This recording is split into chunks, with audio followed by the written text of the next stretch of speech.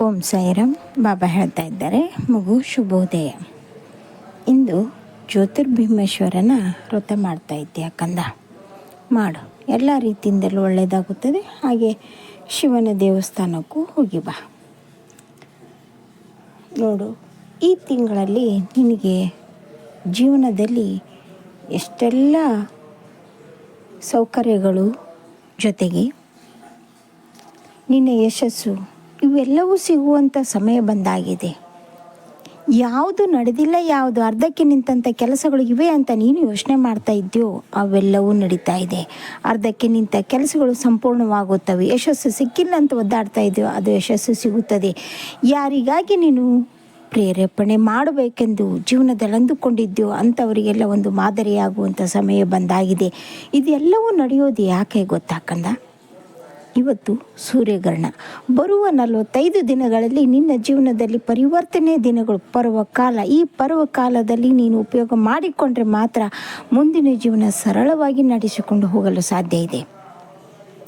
ಚಿಂತೆ ಮಾಡಬೇಡ, ನಿನ್ನ ಜೊತೆಗೆ ನಾನಿದ್ದೇನೆ. ಇದ್ದು ನಿನ್ನ ಕೈ ಹಿಡಿದು ನಡೆಸಿಕೊಂಡು ಹೋಗುತ್ತೇನೆ. ಇಡುವಂಥ ಹೆಜ್ಜೆ ಗಟ್ಟಿಯಾಗಿ, ಶ್ರದ್ಧೆಯಿಂದ, ನೆಮ್ಮದಿಯಿಂದ, ಜೊತೆಗೆ ನಂಬಿಕೆಯಿಂದ ಇಡು. ಯಾಕೆ ಇಷ್ಟೆಲ್ಲ ಹೇಳ್ತಾ ಇದ್ದೇನೆ ಅಂದರೆ, ಇಲ್ಲಿವರೆಗೂ ನೀನು ಸಹಿಸಿಕೊಂಡು ಬಂದಂಥ ತಾಳ್ಮೆಯಿಂದ ಇದ್ದಂಥ ಫಲವೇ ಇಂದು ನೀನು ಅದನ್ನು ಅನುಭವಿಸಲು ಸಾಧ್ಯವಾಗಿದೆ. ಹೌದು ಕಂದ, ನೀನು ಇಷ್ಟು ದಿನ ತಾಳ್ಮೆ ತಾಳ್ಮೆ ತಾಳ್ಮೆ ವಹಿಸಿಕೊಂಡು ಬಂದಿದ್ದೀಯಲ್ಲ, ಅದರ ಫಲ ಇನ್ನು ಮುಂದೆ ನೋಡುವಂತೆ. ನೋಡುತ್ತಿದ್ದಂತೆ ನಿನ್ನ ಜೀವನ ಬದಲಾಗುತ್ತದೆ.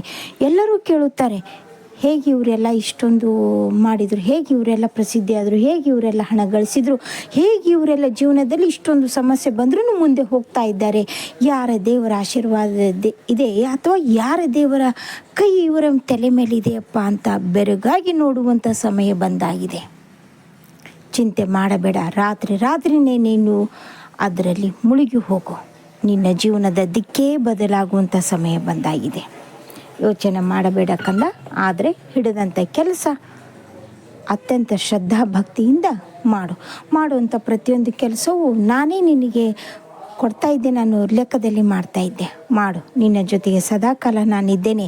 ಇವತ್ತಿಲ್ಲಿ ನಿನ್ನ ಶತ್ರುಗಳು ಯಾರಿದ್ದಾರೋ ಅವರೆಲ್ಲ ನಿನ್ನ ಕೈ ಕೆಳಗಾಗಿ, ಕಾಲ ಕೆಳಗೆ ಬೀಳುವಂಥ ಸಮಯ ಬಂದಾಗಿದೆ. ನಿನಗೆ ನೋವು ಕೊಟ್ಟವರನ್ನು ಈ ದಿನಕ್ಕೋಸ್ಕರ ನಾನು ಕಾಯ್ತಾ ಇದ್ದೆ. ಇನ್ನು ಮುಂದೆ ನೋಡ್ತಾ ಇರು, ಆಟ ಪ್ರಾರಂಭವಾಗಿದೆ.